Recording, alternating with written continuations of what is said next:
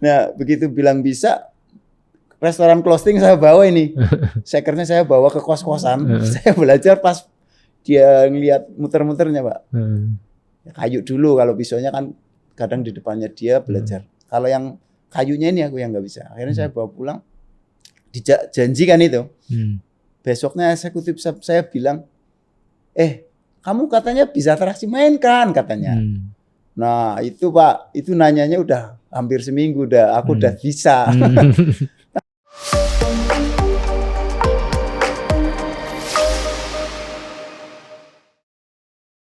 Gitu, itu buat apa sih muter-muter? Loh kalau teppanyaki ada gini-gininya kata dia. Terus yang kayu ini buat apa? Oh kayu gini katanya. Kamu bisa kata dia ke saya. Karena saya orangnya suka belajar, dia tanya gitu aku bilang bisa.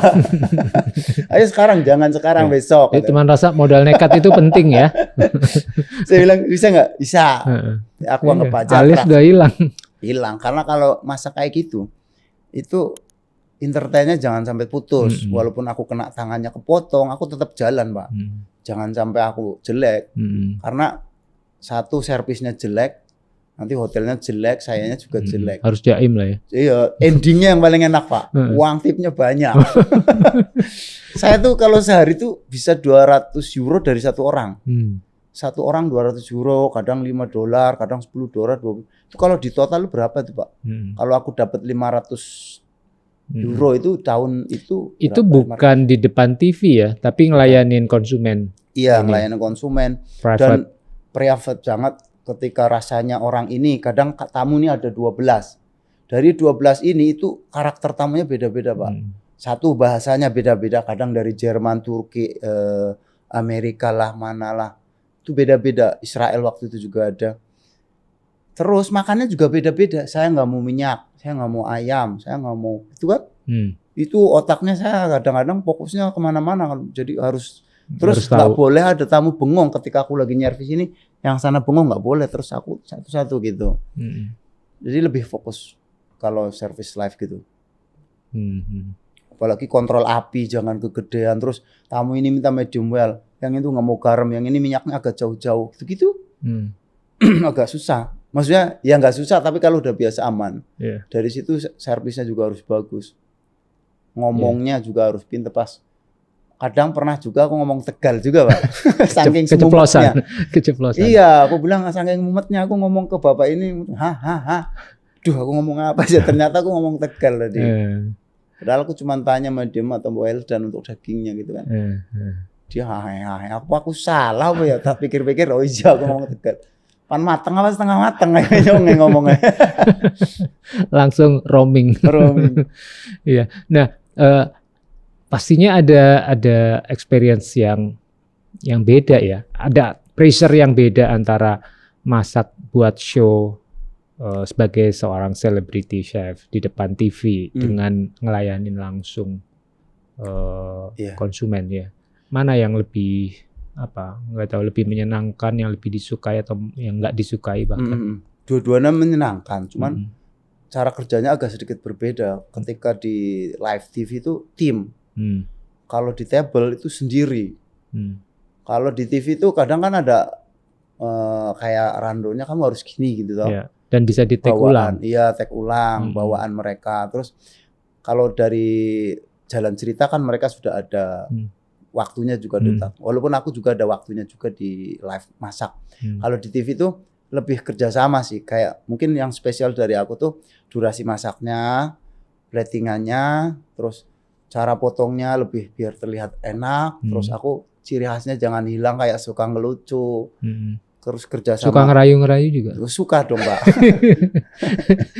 Ngerayu ayam. Kadang kalau aku kan dulu bintang tamunya, kalau dapatnya yang garing aku harus olah dia. Misalkan, aduh ini bintang tamu aku kok kayaknya kurang, tektokannya kurang bagus. Ya udah aku biar dia pecah seperti apa aku terus hajar. Gitu. Satu itu. Terus kedua aku lebih fokus ke masakannya apa, ntar platingannya seperti apa gitu. Terus mereka akan tambahin kayak tips-tipsnya, kayak aku yang lagi lupa. Chef ininya ini gitu. Lebih kerjasama sih. Kayak dua-duanya sama, cuman apa beda ini aja. Konsep. pernah dikomplain atau dicelatu sama konsumen langsung tamu? Dikomplain pernah. Daging Pak, dagingnya kan sebenarnya daging yang saya olah itu sudah empuk. Tapi teman saya ngasih pengempuknya terlalu banyak Pak. Asem tenan, aku kan kelingin pengen ngantem deh Pak. Jadi ngasih bahan karbonatnya itu taburannya terlalu banyak. Satu pahit, kedua alot Pak. Hancangkrik. Malah jadi alot. Iya, aku yang masak lagi waktu itu. Aku kan masak ceng. Setelah masak selesai semua biasa aku ada sulap, kadang-kadang ada apa yang bikin mereka senang.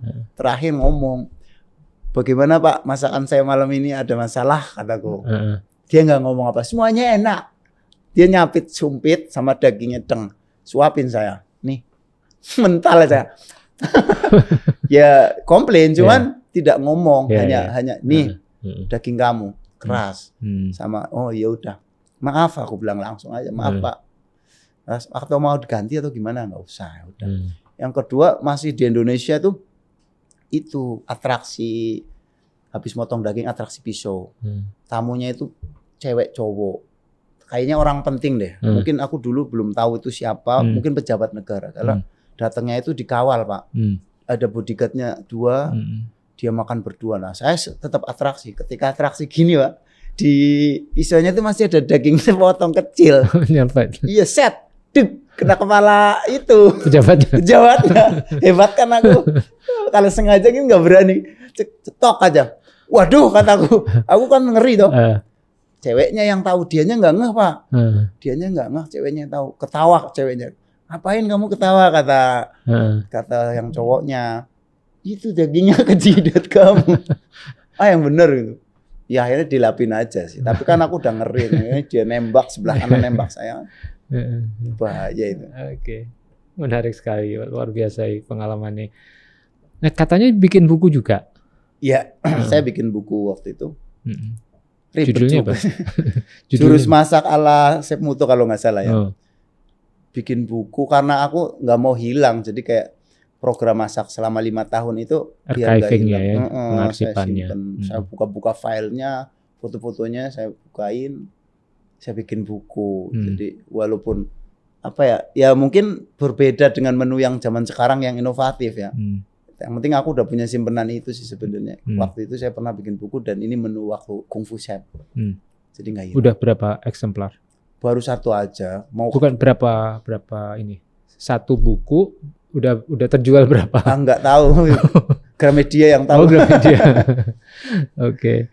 Iya. Baru 1 cetakan ya? Kayaknya belum cetak tahu ulang. Deh. Maksudnya sayanya kayak capek gitu Pak. Kalau dia mau nyetak lagi ya monggo dengan yang ada atau diinovasiin monggo aja. Tapi untuk kayak ya bikin lagi kayaknya nggak sempet. Berasa juga ya. Capek ya. Jadi hebat tuh orang-orang yang suka buat buku nulis itu. Mungkin karena bidangnya ya juga ya. Misalnya kan dapur. Minimal aku gini dia nulis, misalnya aku coretan dia yang transit mungkin cepet. Ya harus ada ghostwriter-nya lah. Itu bahasa-bahasa itu yang aku gak ngerti. Penulis setan. Ya ada ahlinya yang membantu menuliskan. Iya. Okay.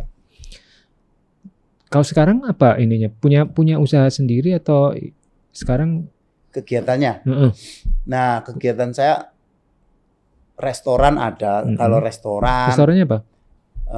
Teppanyaki bar. Ntar dulu kan restoran ada, cuman pas corona kemarin tutup Pak.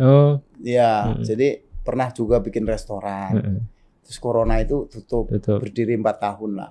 Itu di Sentul City namanya MR Tanoshi. Itu ada teppanyaki, sushi bar, bagus. Cuman ya karena itu. Nah akhirnya saya banting usaha yang lain, saya bikin toko bahan kue. Toko baku. Itu ada di Tegal tokonya. Jadi di belakang Rita Mall kalau teman-teman ke Tegal belanja lah. Jadi buat distributor orang-orang yang mau jualan gitulah. Terus saya bikin ayam geprek, saya bikin warteg juga ada. Itu sampai sekarang kalau itu. Nah, aku lihat ini ngomong soal warteg menarik nih. Kan sekarang banyak ya kayak franchise. Udah seragam, udah bagus lah gitu ininya. Kayak gitu juga? Enggak, atau saya baru beda 1? Sendiri.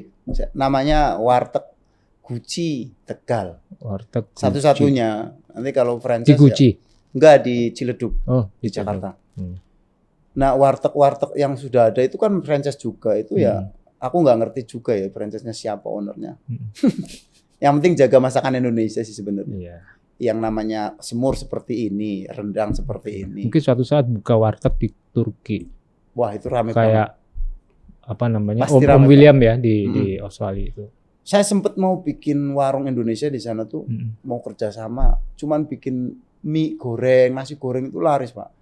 Saya coba di sana kan kadang-kadang bikin rame, Pak. Sampai sana udah join sama saya punya gedung. Saya hampir tawarin itu. Tapi memang bukan jodohnya ya waktu itu. Pikiran saya kemana-mana kan, belum married lah, belum apa. Jadi aduh nggak, masa aku di sini terus. Kalau sekarang kan bisnis di mana aja toh, belum ada pikiran gitu. Coba kalau sana ada udah berdiri kayaknya warteg. Iya, menarik tuh warteg. Mungkin juga di Mekah, Madinah. Harganya ekonomis, kenyang, ya kan? Nggak mahal-mahal kan. 10.000 udah kembali loh Pak. Kadang ada yang makan 7.000, 8.000 yang saya lihat. Ya mereka keluar warung udah pakai tusuk gigi, enak dia. Udah merasa. Sementara yang saya dengar apa namanya di luar negeri itu 200.000 gitu kan. Iya, mantepnya itu udah 4 porsi warung Padang tuh. Gocap kan warung Padang. Kalau 200 berarti 4 porsi. Nah kalau warteg 55 porsi loh, hebatnya itu loh. Oke, Chef, kita sampai di segmen terakhir nih. Ya. Mungkin Chef bisa cerita apa rencana ke depan atau bahkan mungkin menginspirasi teman rasa nih yang teman-teman yang saya lihat tadi, menurut saya perjalanan karir Chef Muto ini juga sangat inspiratif itu buat teman-teman teman rasa yang ya mungkin sekarang lagi bingung mau ngapain ke depan, pengen silakan. Iya. Buat teman-teman apa? Teman rasa. Buat teman rasa ya intinya kalau pengen ke dunia kuliner ya belajar itu salah satu item aja sih sebenarnya. Ketika dia pengen ke bakery masakan Indonesianya aja itu kuasain. Ya. Jadi itu nggak bakalan ini karena original itu yang paling mahal di zaman sekarang. Saya sendiri ketika datang ke satu daerah cari yang original, soto yang benar-benar bumbunya ini yang asli, misalkan Sumatera Selatan, itu yang dicari. Itu insya Allah ini. Dan untuk kayak saya memang modal nekat sama modal rajin belajar sih, kayak aku nggak selamanya kayak gini gitu. Aku nggak selamanya kayak ini. Ketika aku belajar ini pasti akan berubah. Tapi kalau nggak belajar nggak akan berubah. Dulu aku tukang cuci piring, steward. Kalau aku nggak belajar nggak mungkin kayak gini. Karena di saat steward aku belajar ini, di saat ini aku belajar ini gitu, bertahap. Setelah nguasain ketika ada orang nggak ngerti, akan saya kasih tahu ini salah. Atau ada yang orang yang lebih tahu, oh ini salah. Jadi saling mengisi, ilmunya makin bertambah. Ya. Oke, teman rasa, jadi itu beberapa kata kunci. Kata kunci, gembok. Gembok. Tips dari Chef Muto, yang pertama berani untuk menginisiasi, memulai, keberanian untuk mencoba, lalu continuous improvement. Betul Pak. Gitu ya, jadi nggak boleh mandek, jumut pada satu kondisi, tetapi